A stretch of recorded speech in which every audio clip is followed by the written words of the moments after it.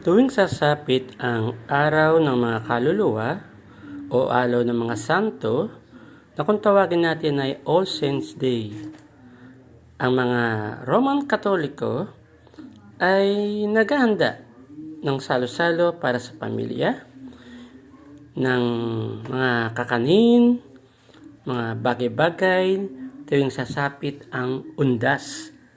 Ang undas ay tinatawag nating All Saints Day sa buong mundo. Ito po, kung tawagin ay Biko. Ang Biko na iyan ay isa ng pamamaraan na ginagawa ng mga Pilipino saan mang dako ng ating kapuluan. At maging sa buong mundo, marami ang gumagawa ng pagluluto ng Biko. Yan po yung latik, kung tawagin.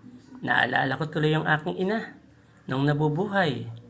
Siya'y napakahusay gumawa ng latik. Yan po ay niyog na kinayod at piniga na ginawang latik hanggang sa maging langis. So ganyan po.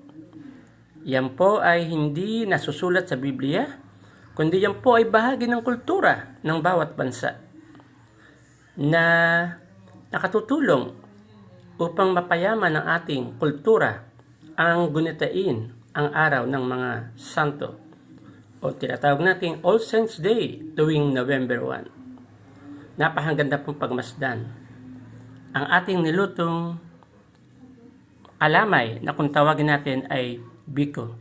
Ito po nakikita natin, yan po ang tinatawag nating yung niyog na latik na dahan-dahan lang po ang apoy para maluto.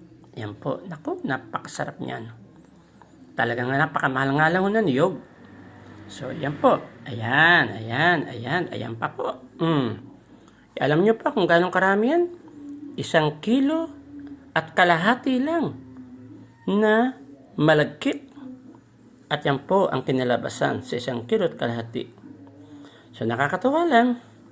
Ito'y alaala na sa tuwing tayo magluluto, sa tuwing darating ang araw ng undas o yung All Saints Day, ang mga Roman Catholic at iba pang religion na naniniwala sa tradisyon.